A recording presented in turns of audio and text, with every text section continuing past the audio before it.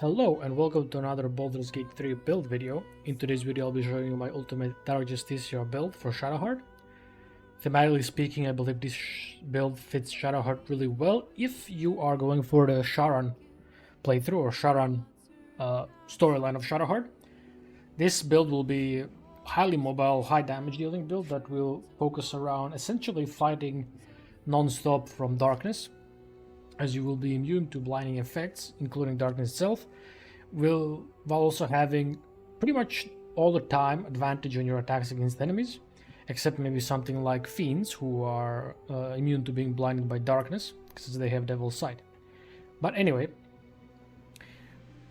for our first level, this will actually happen after you deal with the Night Song, after the choice, right? If you choose to side with Shar, this build will then start to kick in. But before that, you could either start the game as a fighter, basically respec as soon as you get withers, and then play the game as a fighter champion, and then go through the game without respecting too much. Or you could do what I did. I basically played Shadowheart as my ultimate support, as my ranger cleric. And then when I've dealt with the dilemma with the Night Song at the end of Act 2, I respec her into the ultimate Dark Justiciar. So the levels I'll be showing you will be after you respec, after you get the Shar's spear. So for the first level, when we respec, we will be going as a fighter. So in this case also, I should mention, I'm obviously playing as Shadowheart. You can choose any other character, it will work. They just need to have the spear, so that you don't need to have the ring that makes you immune to blindness. So as Shadowheart, we're a high half-elf. We get a cantrip. I chose friends mainly to help me through dialogues. Damaging ones we don't really need, as our intelligence will be low and we won't be able to utilize them. Light can be nice, but since we are now focusing on fighting within darkness and obscured, we don't really want light, so I would advise going with friends. For the first level, we are going to be going fighter. This build will be 8 levels fighter, 4 levels thief, rogue thief.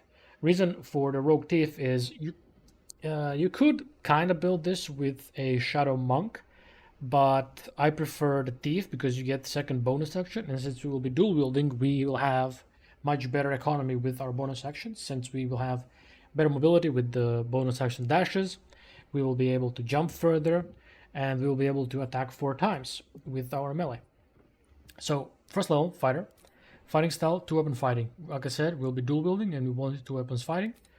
Background we can change, but if you chose a costume character, you pick the background you prefer. For ability scores, I went with 17 strength, 16 dexterity, 14 constitution, 10 wisdom. 17 strength will be our main ability score for our damage and also jumping distance. And since the spear isn't a finesse weapon, it's a well, it's not a finesse weapon, so it will use strength as its modifier. We want 16 dexterity, mainly here is for the initiative, and so we get extra armor class from our medium armor because we are wearing Dark Justiciar armor, which is medium. Constitution 14, we do not need ridiculously high constitution here because we will be concentrating on spells all that much, and we will be relatively safe from inside the darkness. Wisdom is here just to help us a little bit to save against certain spells so that we don't get a negative, so that we just have a +0, basically, no negatives. Alright, so let's get through the rest of the levels. So level 2, we unlock action surge, so we could just go through. At level 3, we will go champion because we get improved critical hit. So with this build, we will try to get a lower critical hit chance. Well, technically a higher critical hit chance, but we need to roll a lower number of dice to get it. So we'll now go to level 4. Level 4, our first feat. I would suggest going for ability improvement in strength +2. In the Act 1, you will also be able to get anti-Ethel Sayre, so you can get this to 20. At level 5, we get our extra attacks, we can carry on through. At level 6, we get our second feat. Here, I would suggest you to take dual wielder, so that you can dual wield the spear with the dagger of the Unarmed King, but we'll get through the rest of the equipment later on. So at this point, we are respecing the character after we dealt with the Night Song. So at level 7, I would actually start multiclassing immediately, because at at the end of the Act 3, you're usually level 9. You can you can reach level 10, but that's after you just enter Act 3 or you are just finishing up with the Moonrise Towers. So at level 7, we're going for Rogue. For ability scores, you can leave it as is or change anything. I will just leave it as it is for the sake of a showcase. Level 8, we can just skip through. We unlock our bonus actions. Level 3, we will be staying as a thief. We want this second bonus action that will now make it so we can have 4 melee attacks with our weapons. At level 10, we get our third feat. Here, I would suggest taking either Savage Attacker or Pole Arms Master. I will be taking a Savage Attacker just so to slightly increase the damage you deal with our weapon attacks. And with that also our critical hits will deal more damage as well. At level 11, we'll be going back to Fighter. Reason being, we want that fourth feat. On top of that, we just get some additional features. This is just additional stuff that is nice to have, not really important. Finally, level 8, we just get our last feat. Now here, I'll go full alert. I like to start with Sharon-themed classes with alert, to have alert, so that you can start first, so you can set up darkness, either the spell or with the arrows. So I will choose alert. You can take Polar's Master instead. That is completely up to you. So for our gear, starting with the helmet, we're going with the Dark Justiciar helmet. The wielder has +1 bonus to saving throws against spells, and covert critical. While obscured, the number you need to roll a critical hit while attacking is reduced by 1. This is a very useful effect for this build, as we will be utilizing quite a bit with some of our other items. For our cloak, I went with the Cloak of Displacement. At the beginning of the wearer's turn, the cloak activates, granting enemies disadvantage on attack rolls that target the wearer. Basically, this just grants you the blur effect. If you have a preference of some other cloaks, feel free to take it, as cloaks are not that generally important. For the armor, I went with the Dark Justiciar half plate.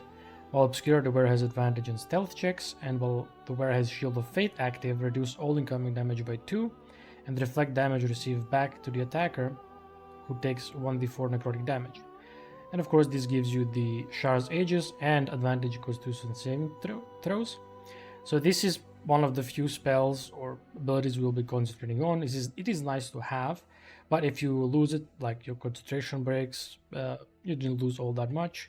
You just lost this 1d4 necrotic damage and the double 2 damage reduction. For the gloves, I went with the Dark Justiciar gauntlets.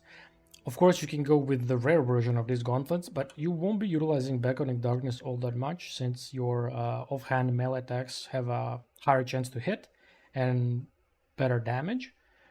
These gauntlets are nice on a cleric type character who maybe doesn't have extra attack or doesn't have many uses for a bonus action. For boots, I went with the Dark Justiciar boots.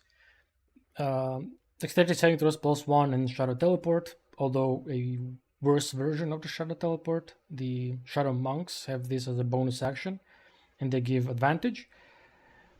To be honest, I went with these boots just for the sake of aesthetics and theme. There are obviously better boots, and you can freely just pick whichever boots you want instead of these. For our amulet, I went with the Surgeon's Subjugation Amulet. Once per long rest, while scoring a critical hit on a humanoid, the wearer can paralyze the target for 2 turns. Amazing amulet. This is really useful against characters, for example, well, not to spoil anything, but against characters that are humanoid, and they can be really powerful, especially someone in a certain crypt with 3 ghosts protecting him. Then for the first ring, I went with the Shadow Cloak ring. The wearer's weapon unarmed attacks deal additional 1d4 damage against slightly or heavily obscured creatures and creatures made of shadow. This is great because you will be utilizing this ring pretty much non-stop. For the second ring, I went with the Killer's Sweetheart. When you kill a creature, your next attack roll will be a critical hit. This effect refreshes after long rest. So this lets you basically bank up a single critical hit after you kill something, so you can then use it in a pickle. Like when you need it, if you need to paralyze somebody or critical hit somebody to finish them off, you can use this. Alternatively, you could just take the acoustic band for extra damage, or maybe some other rings, but this ring with the amulet, they have really good synergy and they are just an amazing combination. For our weapon, we're of course going with the Shar Spear of Evening. This gives you Shar's Blessing. You have advantage on saving throws while lightly or heavily obscured. This weapon deals an additional 1d6 to creatures that are lightly or heavily obscured. So this additional damage stacks with our ring, which is going to be very nice, as you'll be dealing quite a lot of damage, surprisingly. You are blind. You are immune to blindness. This is a very important effect of this for this build as well. You get Shar's Darkness. What's great about this is it's per turn, so it's not limited per short or long rest. Though most of the time you will use Arrow over Darkness instead to create darkness, so you can use an extra attack. But this gives you a special attack, which is called Edge of Darkness. Create a cloud while you attack. So what this attack actually does, in a rather big area, it hits everything inside of it, well, except you. So it will hit enemies and allies inside of this area of effect, and also create darkness. For our second weapon, melee weapon, we're going with the Knife of the Undermountain King. This further reduces your roll for a critical hit, so you get a crit on a 17 now, if you count in we are 1 level champion, helmet, and the knife. And you have advantage on attack rolls against lightly or heavily obscured targets with this blade. So the Shadow Blade can come in handy if you are not in darkness while you and your opponent are obscured. But since we are going to be in darkness regardless, this can help if they, for example, have Devil's Sight or they can't be blinded. So it's always a nice effect to have. And finally, for a range weapon, we are of course going with Deadshot. The number you need to roll is reduced by 1 to get a critical hit. And Keen Attack, the wielder doubles their proficiency bonus when rolling range attacks with this weapon unless they have advantage. A really nice bow. It makes you rather accurate, even though we have relatively low dexterity. But main use of this is of course reducing the number we need for a critical hit and for shooting these arrows of darkness, so we can damage our opponents a little bit. Of course, I forgot to mention, for an alternative for the dagger of the Undermountain King, so you can compare them, you can take Bloodthirst. Now, to be quite honest, you can get Bloodthirst either quite late or quite early, depending on if you rush Orin. But if you take your time, then you're just better off sticking with the Knife of the Undermountain King. This weapon would be amazing in your main hand if it allowed you for the Edge of Darkness attacks, because it gives you Exploit Weakness. Creatures hit with this weapon receive vulnerability to piercing damage, so you would double your piercing damage against all creatures. But since we will be using it in our offhand, you would then get the True Strike Riposte. When a creature misses you with a melee attack, you may retaliate and gain True Strike. You don't really need that since you are in darkness and most of the creatures are gonna get blinded by darkness, so yeah, my suggestion is just stick with the dagger on the Undermountain King. Right, for the elixir, I would highly suggest you take the Elixir of Viciousness, which will reduce a roll you need to score a crit hit by additional 1, so that will be like what? 1, 2, 3, 4 plus the champion 5, so you would score critical hits on a 15 while obscured, which is pretty much all the time. So yeah. Alright, so now we'll be going for a battle showcase. So here we are yet again at the good old Flaming Fists barracks for another battle showcase. So the order of business, or the gist of this build, is as soon as it's your turn, hopefully you're first, if not that's fine, but as soon as it's your turn, you want to start a pocket of darkness to fight from, or to spread said darkness. But first things first, let's get rid of this annoying wizard. So we have Pocket of Darkness there if we need it, but now let's use the Edge of Darkness to show you that this attack can get actually pretty insane. So we're going to target this fist. We missed. We'll just use Executioner so we hit.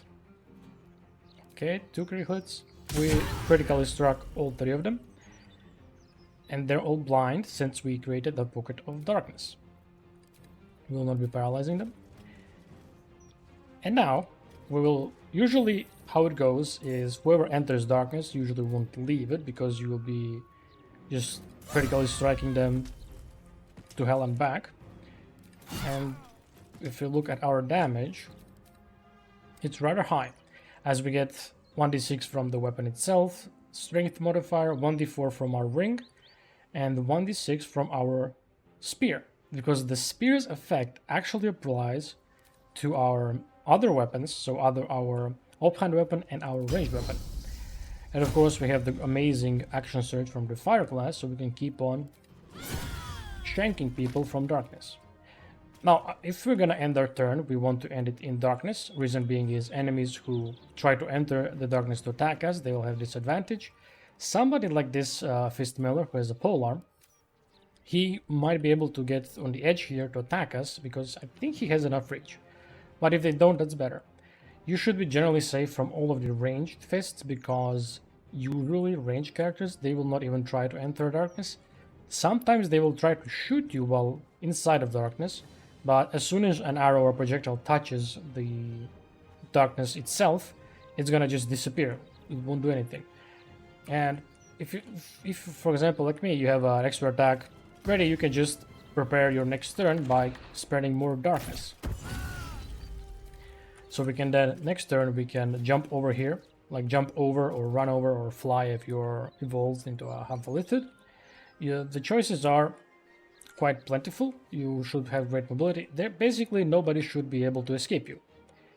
But regarding this build, this is it. I hope you enjoyed.